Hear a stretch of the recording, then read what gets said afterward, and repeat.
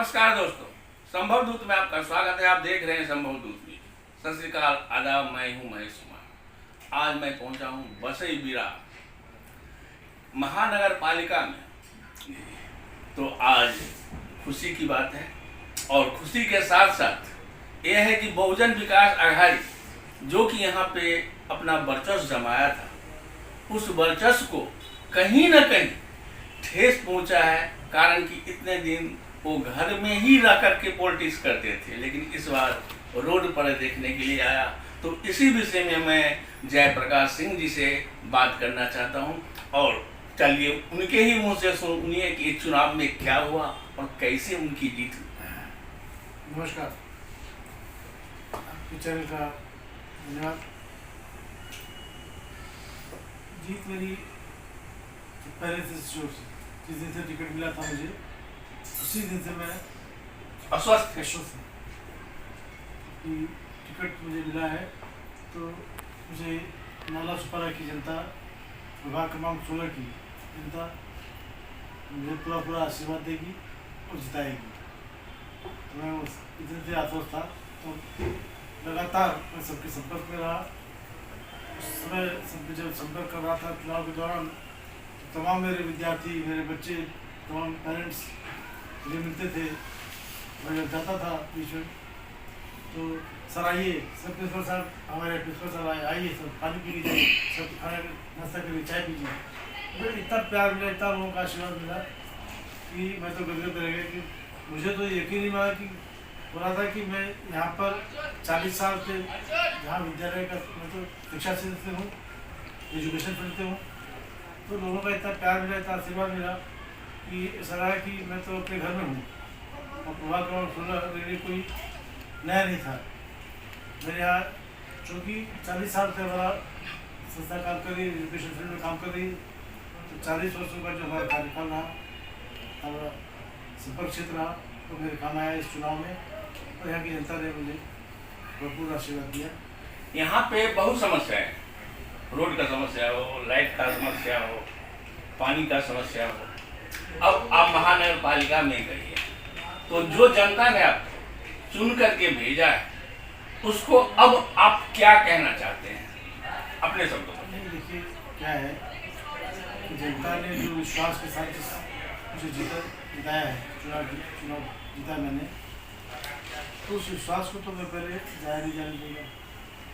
जनता के विश्वास को खड़ा करूँगा और जनता के बीच में रह करके, जैसे आपने कहा कि रोड और गटर, मीटर, लाइट समस्या है, ये समस्या तो हमेशा बनी है। और जो जनता की आम जनता की जो समस्या है, यही है, मूलभूत सुविधाएँ हैं।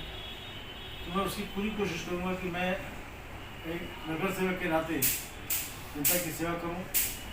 जैसे रोड है, रास्ते हैं, यहाँ पे गटर वगैरह है, ये सब तो सुविधा सब देते ही हैं।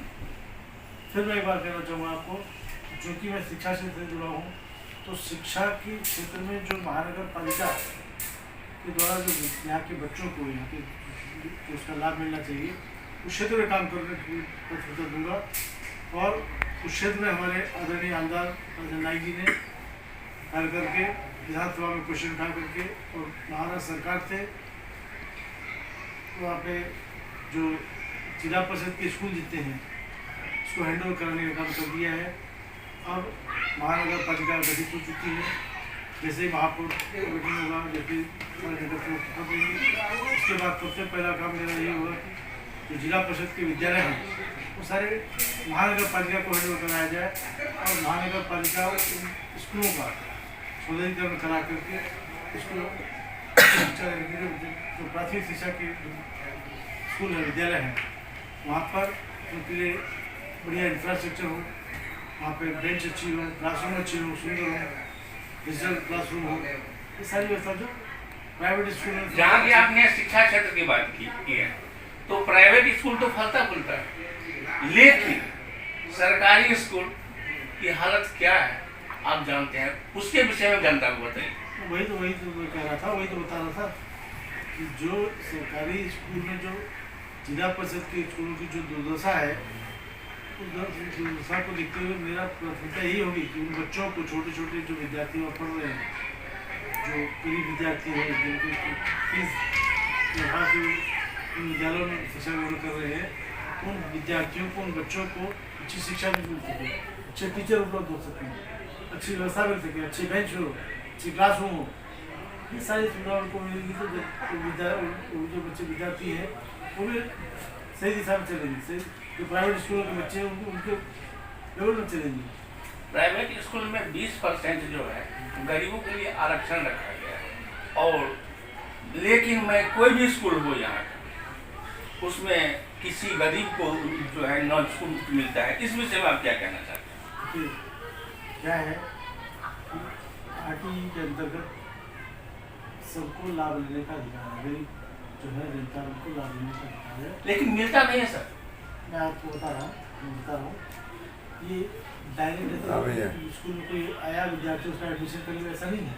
इसकी प्रक्रिया है, प्रक्रिया ये है कि यहाँ पर आपको तहसीलदार के पास वहाँ से प्रोसीजर पूरा करना पड़ेगा, और प्रोसीजर कंप्लीट करने के लिए आपको जिला तहसीलदार से लिखा के लेना पड़ेगा कि विद्यार्थी गरीबी रेखा के नीचे है और इस विद्यार्थी को इसका लाभ मिलना चाहिए।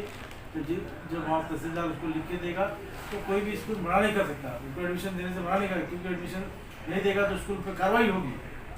इसलिए सब जो अपना विश्वास आप पे रखा है, उस जनता को आप क्या कहना चाहते हैं? मैं विभाग क्रमांक 16 की जनता को, पूरे इस महानगर की जनता को धन्यवाद अदा करना चाहूँगा। सबसे पहले मैं उनका धन्यवाद करता हूँ कि लोगों ने हम जैसे लोगों पर विश्वास किया और अपनी पार्टी के वरिष्ठों का, हमारे आदरणीय अंधा राजन नायक जी का, स्नेहा पंडित जी का, हमारे खासदार डॉक्टर हेमंत सावरा जी का, हमारे प्रदेश अध्यक्ष श्री चौहान जी का, हमारे मुख्यमंत्री देवेंद्र फडणवीस जी का, इससे तो हमारे जो राष्ट्रीय नेता, हमारे जो पार्टी के सबसे वरिष्ठ नेता हैं आदरणीय मोदी जी, इनका आदरणीय अमित शाह जी का, सबका आभारी हूँ कि हम उस पर विश्वास करते हैं और लोगों ने टिकट दिया है। मैं इसके तहे दिल से उनका धन्यवाद अदा करता हूँ।